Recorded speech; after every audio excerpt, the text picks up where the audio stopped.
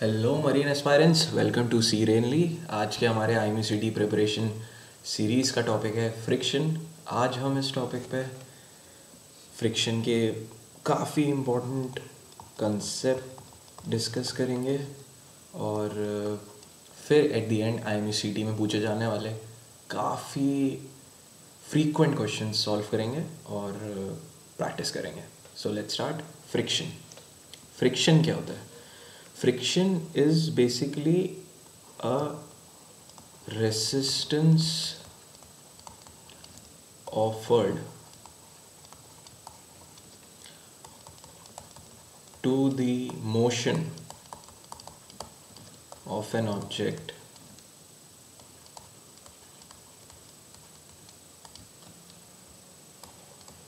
by the surface where this motion is happening, right? ये होता है हमारा फ्रिक्शन। अब इसको आसान शब्दों में कैसे समझेंगे कि जैसे सपोज ये मेरा एक ऑब्जेक्ट है, ये मेरा एक सरफेस है। अब अगर मैं ये ऑब्जेक्ट पे एक फोर्स लगाऊंगा तो ये इस डायरेक्शन में ये फोर्स इसको मूव करने की कोशिश करेगी, लेकिन उसके रिस्पेक्ट में ये जो सरफेस है उसको रोकने की कोशिश करेगा, right, with a frictional force. तो ये जो रेसिस्टेंस है इसको हम फ्रिक्शन कहते हैं। अब फ्रिक्शन जो है हमारा दो टाइप का होता है, टू टाइप्स ऑफ फ्रिक्शन।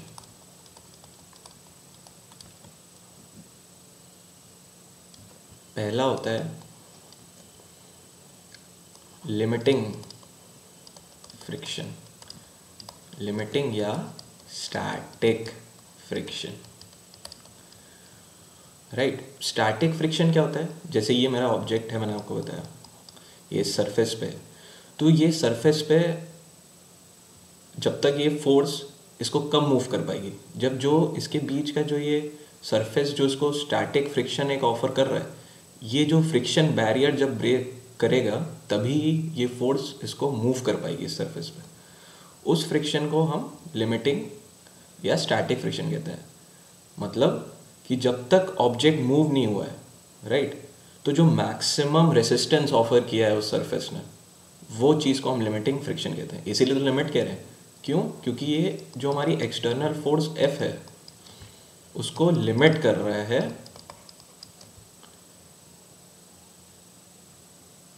इसको लिमिट कर रहा है, और जैसे ही ये लिमिटिंग फ्रिक्शन ब्रेक हो जाता है object starts to move, right. और तो ये हमारी मैक्सिमम वैल्यू इस लिमिटिंग फ्रिक्शन की क्या होती है? मैक्सिमम वैल्यू जो होती है हमारी इस लिमिटिंग फ्रिक्शन की वो होती है mu S R. Mu S क्या है हमारा? हमारा जो म्यू एस है वो है, this is our coefficient of friction. और जो हमारा लिमिटिंग फ्रिक्शनल फोर्स होती है वो हमेशा डायरेक्टली प्रोपोर्शनल होती है रिएक्शन के। This is the reaction of the surface, ये, राइट। तो सपोज ये हमारा सरफेस है, ये इस पे एक रिएक्शन है सरफेस का, right, which is always normal, right, normal to the surface, right, this is the normal reaction, right. ये हमारा स्टैटिक फ्रिक्शन फोर्स है, क्योंकि फोर्स हमारे इस डायरेक्शन में लग रही है, तो static friction because it is a reaction and a limiting reaction, तो इसके अपोजिट डायरेक्शन में एक्ट करेगा, राइट। न्यूटन का थर्ड लॉ यही कहता है ना, न्यूटन हमारे यही तो कहते हैं। न्यूटन थर्ड लॉ क्या कहता है कि भैया every action has an equal and opposite reaction, तो ये हमारा अपोजिट रिएक्शन है, राइट। तो और हमें पता है कि ये mg, this is the this is the force और the weight of the object which is acting, उसका नॉर्मल रिएक्शन ये लिमिटिंग फ्रिक्शन। तो हमारा जो कुछ रिजल्टेंट है वो ये हो गया, राइट, जो रिजल्टेंट फोर्स है हमारी, राइट, वो ये हो गई। तो अब ये जो एंगल है थीटा, राइट, जो ये नॉर्मल रिएक्शन के साथ जो फ्रिक्शनल फोर्स बना रही होती है, जो ये रिजल्टेंट फ्रिक्शनल फोर्स और रिएक्शन के बीच का जो ये रिजल्टेंट है P, ये जो रिएक्शन के साथ बनाता है उस एंगल को, इस एंगल को हम एंगल ऑफ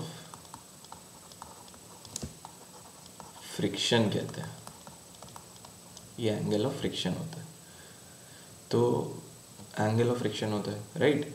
तो हमारा एंगल ऑफ फ्रिक्शन इस डायग्राम से हम इसको सॉल्व कर सकते हैं क्या, राइट।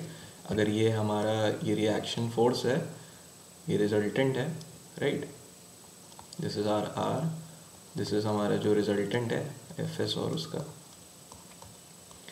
ये Fs इधर ये रिजॉल्व किया ट्रायंगल को SF, राइट, Fs। ये जो एंगल थीटा है ये हमारा एंगल ऑफ फ्रिक्शन। तो ये एंगल ऑफ फ्रिक्शन क्या हो गया, this is tan theta, right. tan theta क्या हुआ हमारा, perpendicular upon base which is Fs by R, right. अब मैंने आपको बताया कि जो मैक्सिमम फ्रिक्शनल फोर्स होती है, जो स्टैटिक फ्रिक्शन होता है मैक्सिमम, वो μs/r होता है, राइट। सो यहाँ अगर हम इसकी वैल्यू पुट करेंगे तो ये क्या हो जाएगा, tan theta is equal to μs/r upon r, right. तो ये हमारा एंगल ऑफ फ्रिक्शन आ गया, right.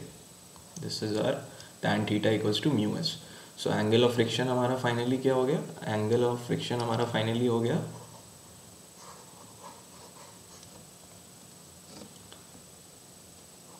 Theta is tan inverse of μs, right. ये हो गया। अब जो हमारा दूसरा टाइप का फ्रिक्शन होता है उसे हम कहते हैं काइनेटिक फ्रिक्शन, राइट, जो हमारा सेकंड होता है kinetic friction. Kinetic friction, kinetic friction क्यों कह रहा हूँ मैं, क्योंकि भाई ये ऑब्जेक्ट था, ये हमारे सरफेस पे था, अभी ये स्टैटिक था, राइट। जब तक ये अप्लाइड फोर्स थी ये इसके स्टैटिक फ्रिक्शन के बैरियर को ब्रेक नहीं कर रही थी। जैसे ही ये बैरियर ब्रेक हो जाता है तो object starts moving, right. as soon as the static friction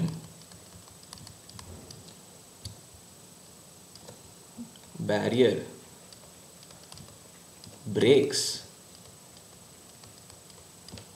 object starts moving, then kinetic friction comes into play, right। आप इस तरीके से समझिए, सपोज ये गाड़ी है और एक स्टैटिक फ्रिक्शन एक ब्रेक की तरह है, राइट। जैसे आप हैंड ब्रेक लगाते हैं, जैसे ही हैंड ब्रेक हटा वैसे ही आपने एक्सेलरेट किया तो ये मूव कर गया, राइट। तो उसी चीज़ को अब, बट सिंस फ्रिक्शन जो है सरफेस की प्रॉपर्टी पे डिपेंड करता है, राइट, स्मूथनेस और रफनेस। तो जो हमारा जब ये गाड़ी मूव कर रही है, ये ऑब्जेक्ट मूव कर रहा है, तो तब भी उन दोनों के उन टायर, उस ऑब्जेक्ट के टायर्स या फिर उस ऑब्जेक्ट और उस सरफेस के बीच एक फ्रिक्शन कॉन्स्टेंटली एक्ट कर रहा है।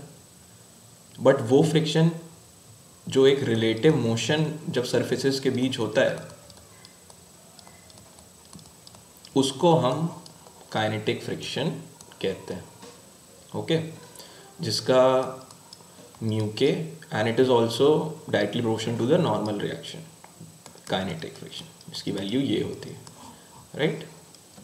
तो ये हमारे दो टाइप के फ्रिक्शन होते हैं।